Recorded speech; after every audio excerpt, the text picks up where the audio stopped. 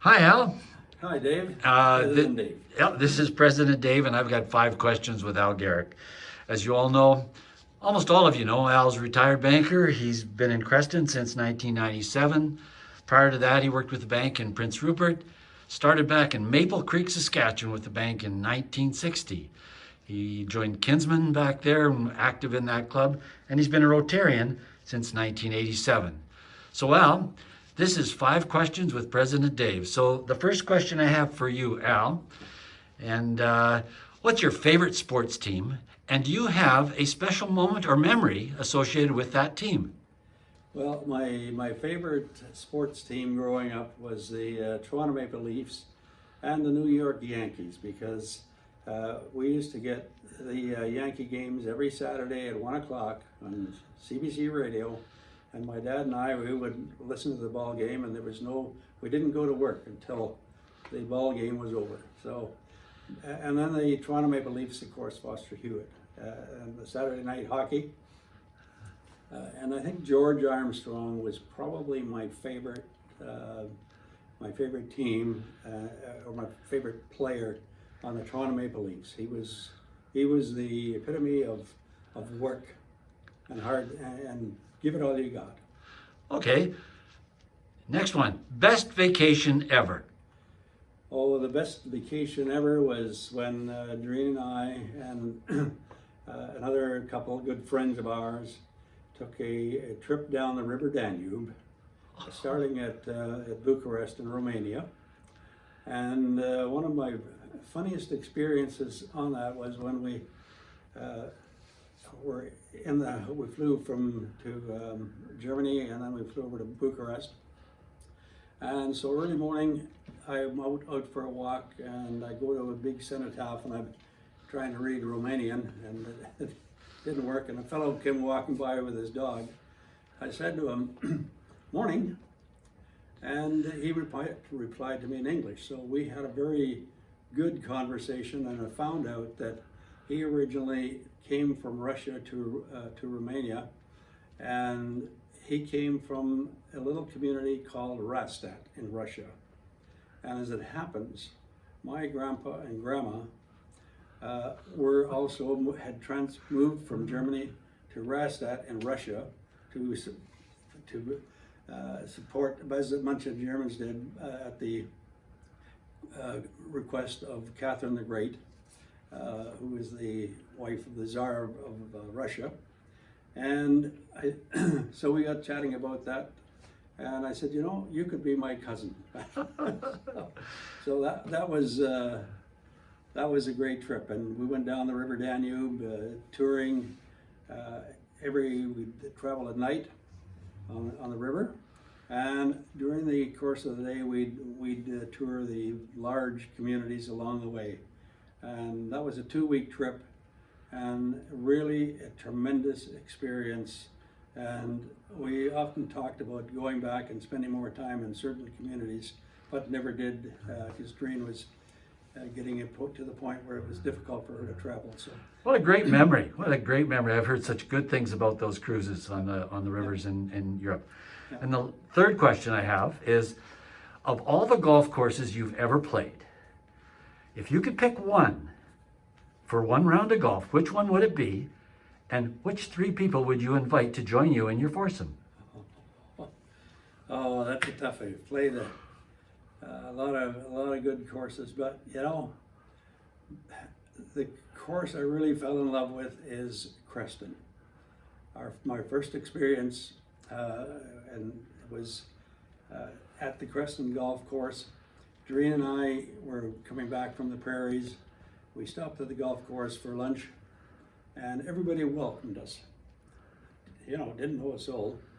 And I played 9 holes. Doreen was busy reading a book, and I just fell in love with the course. And I said, "This is a place I got to come to." So if you had one round, that's where you'd play. yeah. And who would you ask to join you? Yeah. Well, God, that is a real difficult question. It's but I enjoy my golf with Jim Roberts and Walt Reeder and Bill Pfeiffer.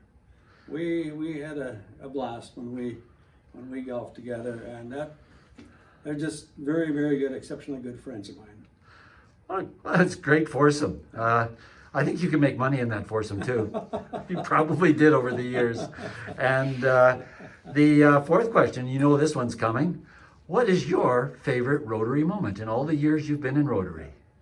My favorite one is easy, and I've spoken about this a few times. It was at the Erickson breakfast program. Walt Reeder and I we did the Monday grilled cheese sandwiches, and there was a little girl who would come up with her caregiver. Her name was Marcy. I never found out her last name until quite a bit down the road, but she was an autistic girl, and her caregiver would come and bring her, and she'd have to ring the bell to get her grilled cheese. She would never look at us, and her head was always down, and shuffle. She had some walking issues as well as being autistic. And so I said to Walt, Walt, when she comes up, why don't we sing Good Morning Marcy to the tune of Happy Birthday? So this is what we did. And we continued that every time she came up. And sometime later, when Doreen and I went down to the US for a couple of months holiday, I'm in Walmart. I buy a little bracelet and a little necklace from Walmart. I don't know, I just paid $10 for it or something like that. And so when I came back, and I'm back my first day, I go outside and I down on my knees and I said to her, Marcy, come, I have something for you. And she, without looking up, she came over, and I put the necklace around her neck and the bracelet around her wrist. And I said, Marcy, this is for you, you're special. And then she bumped my head in a thanks for it. And I still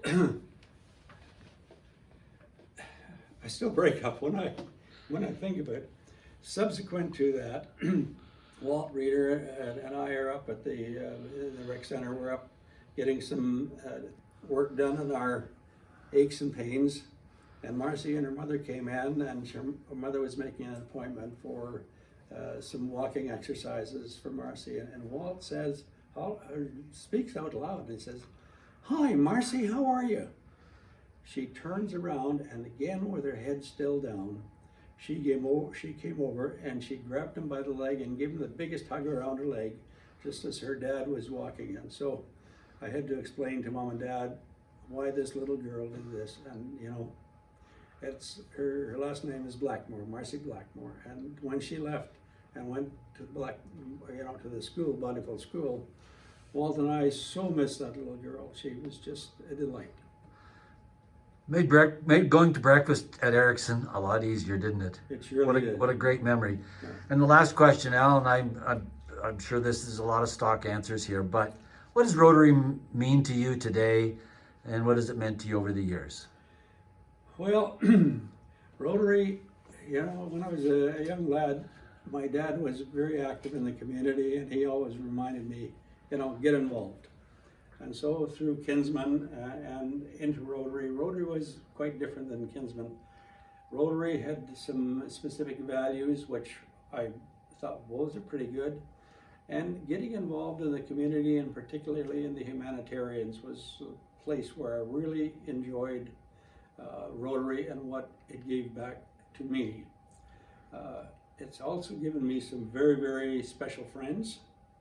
And it's one of those things that, you know, you are never alone in this world. That you could have all the problems you want, and all you got to do is talk to a Rotarian, and you sit down and you can let out your heart and soul.